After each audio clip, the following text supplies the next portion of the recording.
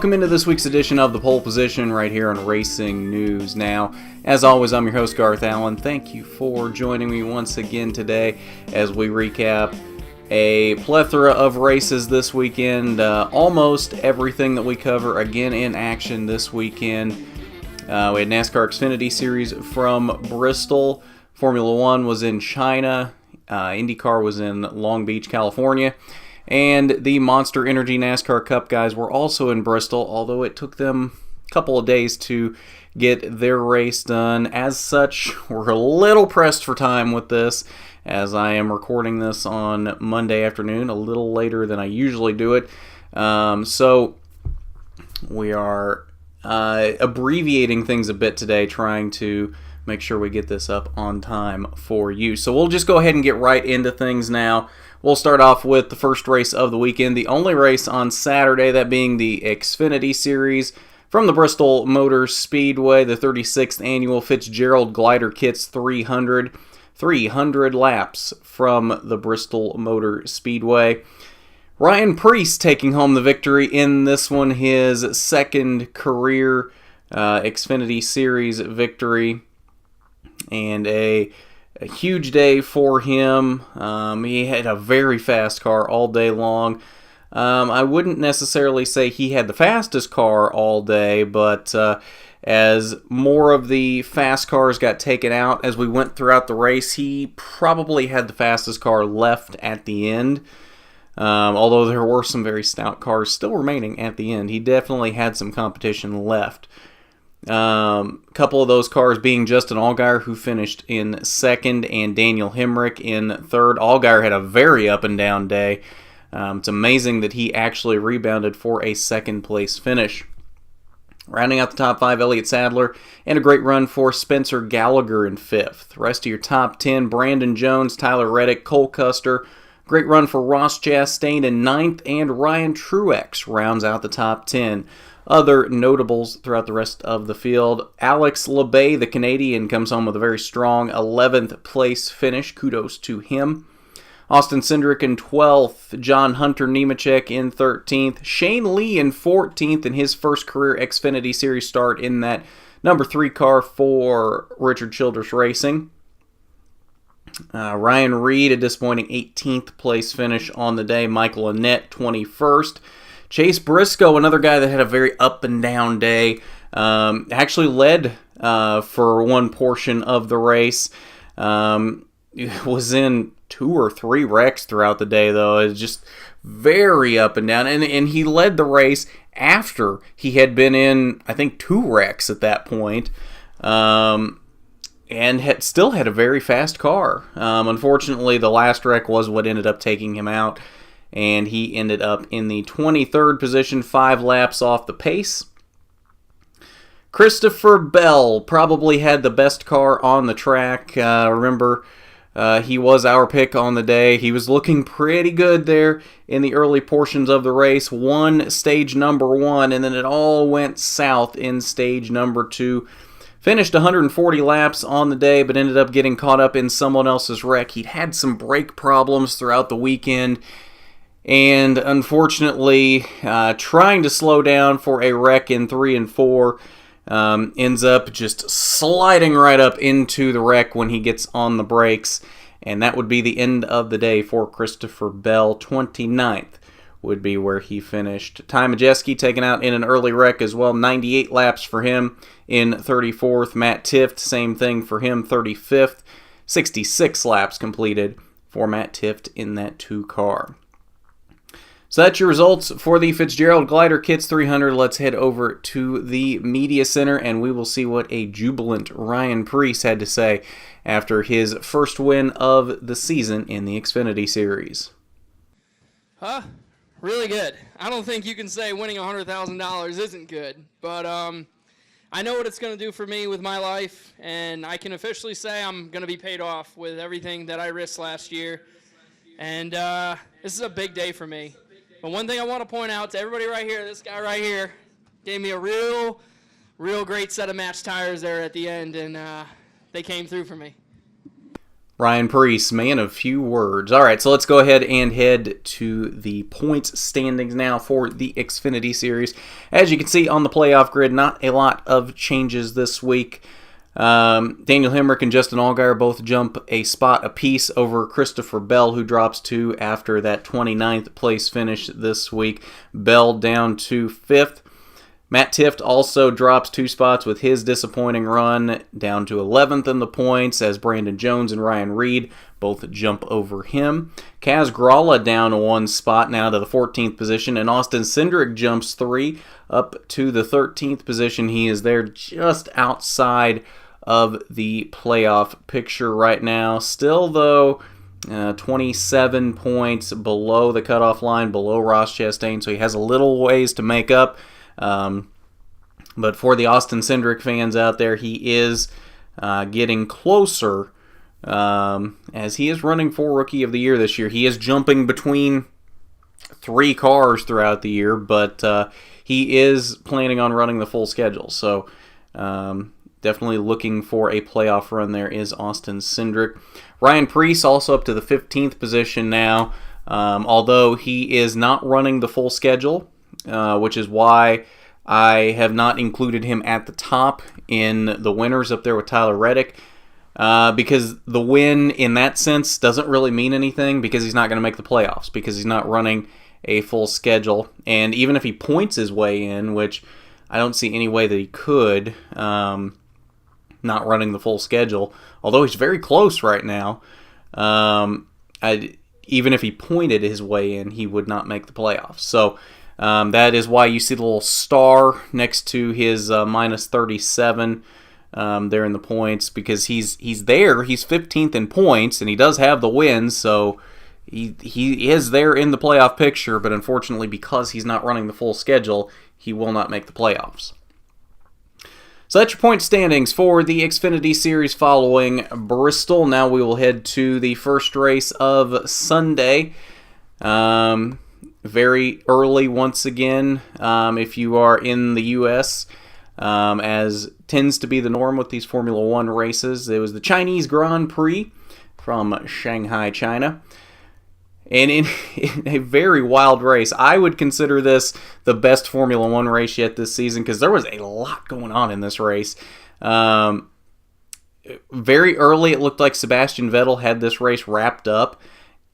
And then things kind of went awry as we got further into the race. Valtteri Bottas takes the lead from him, and then it looks like Bottas is about to go on and win this race. But oh no, the safety car there late in the race threw a monkey wrench into the strategy as the Red Bull cars come down, get some fresh rubber, and Verstappen and Ricciardo charge their way through the field. Verstappen ends up having 2 wrecks as he tries to do this. Goes off track as he tries to get around Hamilton once. That gets Ricciardo by him. Then Ricciardo charges through the field. Eventually takes the lead with 10 laps to go from Bottas and just sails away with it.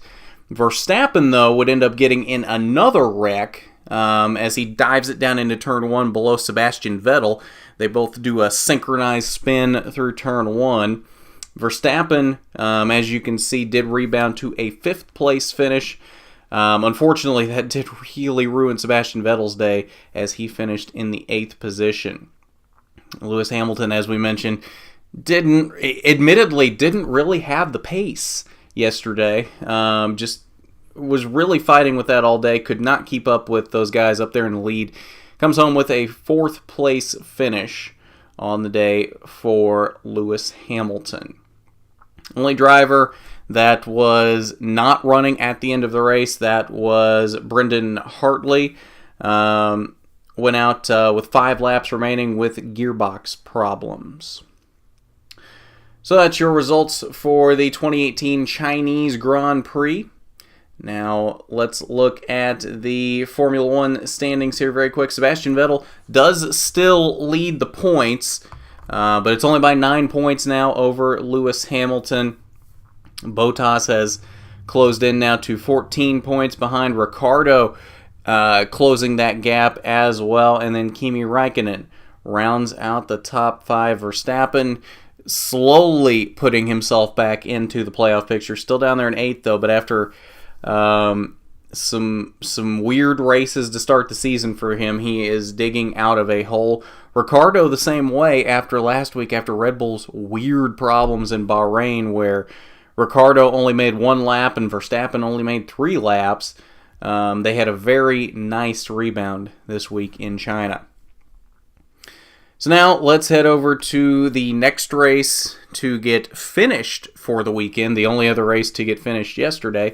That was the Verizon IndyCar Series from Long Beach, the Toyota Grand Prix of Long Beach.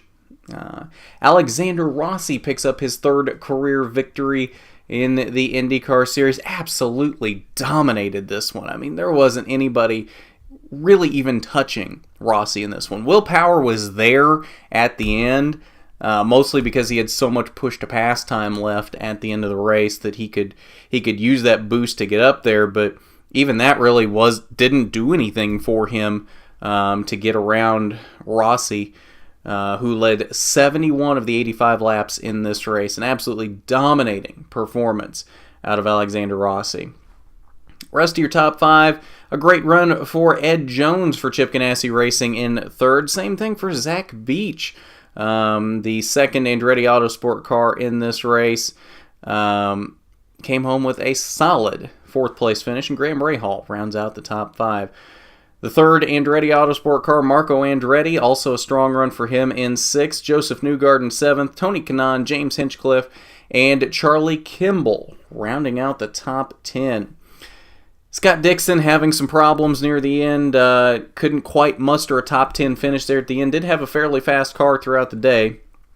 Unfortunately, really falling back there at the end of the race, and comes home in the 11th position. Ryan Hunter-Ray out early, and then just running laps off the pace, ends up 4 laps down at the end of the race. In the 20th position, Takuma Sato, same thing for him, 11 laps down at the end of the race, 21st. Robert Wickens on and off pit road multiple times throughout the mid stages of the race, having mechanical problems, is able to finish the race, albeit 12 laps down in the 22nd position. Simon Pagenaud out on lap 1, did not even make it through turn number 1 as he got run into from behind by Graham Rahal, and that was all she wrote. Simon Pagenaud didn't even get a chance to compete in this race, out in turn 1 on lap 1. So quickly, let's look at the Verizon IndyCar Series championship points now, as Alexander Rossi, after his very strong start to the season and this win, leads the points now over Joseph Newgarden by 22 points. Fairly sizable lead here for Alexander Rossi. Graham Rahal sitting comfortably in 3rd, Sebastian Bourdais in 4th, and James Hinchcliffe rounding out the top 5 here in the points for the IndyCar Series. So now let's look at the race that finished today. The reason we're so kind of abbreviated on today's pole position, that being the Monster Energy NASCAR Cup Series from the Bristol Motor Speedway. There we go. They finally got it up for me here. 58th Annual Food City 500. 500 laps from the Bristol Motor Speedway. And Kyle Busch had a very strong car throughout today and yesterday. Comes home with the victory in this one, leading 117 laps on the day out of the 500 laps. That was not a race high, though. Race high went to Kyle Larson, who led 200 laps on the day of the 500. Unfortunately, right there at the end, about 5 to go, Busch put the bumper to Larson with the good old bump and run at Bristol that we became so accustomed to in the past. We really haven't seen in recent years because of how the track is now, how the banking works now. The bump and run is back. I did enjoy that very much. I enjoyed the racing overall throughout the day today. I did not enjoy all of the rain and the sleet and the hail as some reporters called it. I don't know that I would call sleet hail, but you know what? To each their own. Jimmy Johnson with a very strong run on the day as well, comes home in the third position, best run of the season. I think we can finally lay to rest our concerns with Hendrick Motorsports as they were back with a vengeance today. Very strong runs for everyone, except for Chase Elliott, who was out early in the portion of the race that ran yesterday. Did get caught up in a wreck, so we don't know what Chase Elliott would have done. Assumably, he would have been fairly fast as well.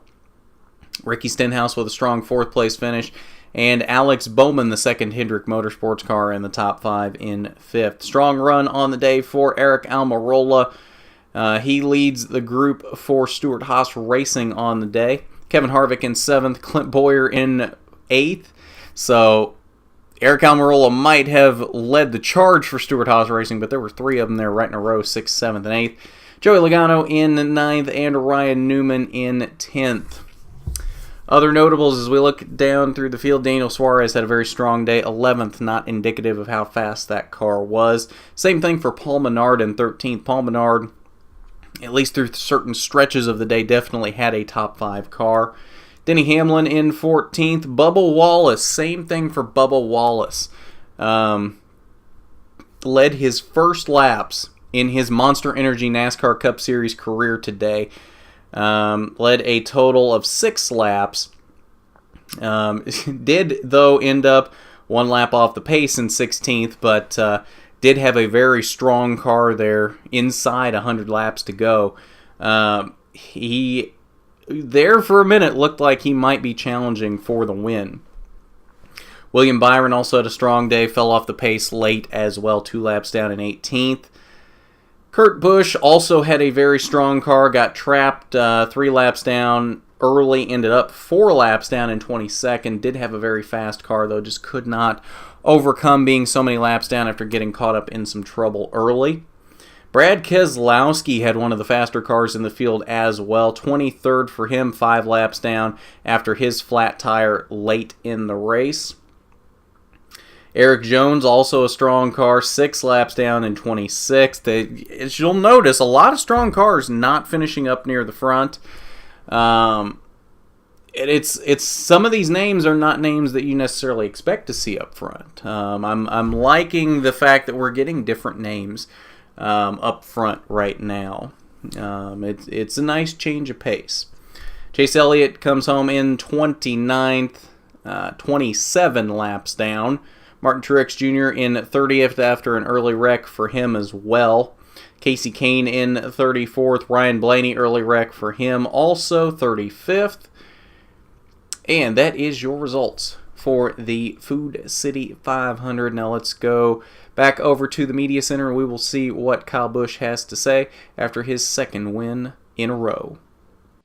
Well, it's it means a lot, to come to Bristol, a place where everybody expects you to do so well, expects you to win, that we're able to get one. I wasn't sure there late in the going with 50 to go with the vibrations and everything that I was feeling, that I was going to be able to have a shot. I wasn't sure if we were going to go green the rest of the way or what was going to happen. But fortunately for us, unfortunately for some others, that caution did come out. We were able to come down pit road and put 4 tires on that thing, and then we restarted second on an inside lane, and I wanted to stay out of the spray to not get anything on my tires, but ended up, towards the exit, I got down into some of those marbles, and when Larson launched and took off, I was just spinning the tires. There was just nothing for me to go with. So, I struggled really bad on the restart. I thought that's where I lost it, and just put my head down and tried to get back going. Just tried to chase those guys back down and do what I could to get there. Larson looked loose. It looked like he was kind of battling it there for a little bit. The 17 kind of got to him first, and then I got to the 17 and then was able to get by him and then get back up and catch Larson again. He slipped up a few times and was able to give me that opportunity to get there, and we made the most of it. When it comes down to the end, it's crunch time. You got to go. And I wasn't sure if I made my move too soon. I thought so. But, our car was fast enough that, Larson never had a shot to get back to us to repay the favor. So it was a pretty good race, I thought. It was pretty fun. The bottom, the top, all around, everywhere. So, hopefully we can continue to develop a good tire here that we can not have those long run issues where we keep getting that bounce feel and even put on a better show.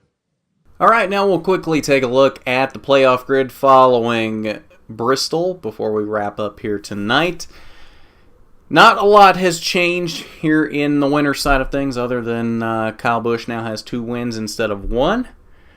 But as we look down through the rest of the playoff grid, Brad Keselowski, Ryan Blaney flip-flopping, as has seemed to be the norm here for these Penske guys. None of them have a win yet, but they seem to have a stronghold on those top 3 positions for guys in on points.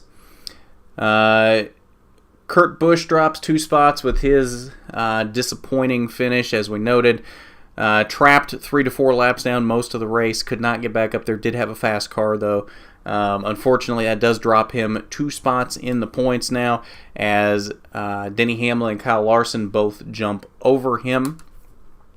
Eric Almirola flip-flops with Eric Jones now, and Ryan Newman up 2 spots back into the playoff picture in the 15th position. So that's your points following the Food City 500 for the Monster Energy NASCAR Cup Series, and I think that will just about do it for us tonight. Thank you for joining me. As always, if you haven't already, hit that subscribe button and turn on the notifications so you don't miss a thing from Racing News Now. We got an action-packed week coming up for you. We'll talk more about that on RNN Talks on Wednesday. Don't forget to hit that like button. It is much appreciated when you do. And don't forget to support us on Patreon. That's patreon.com/racingnewsnow. That is the only way we will continue to be able to improve our content and give you better and better content into the future. So with that, this has been the pole position where you always start on the front row. I'm Garth Allen for Racing News Now.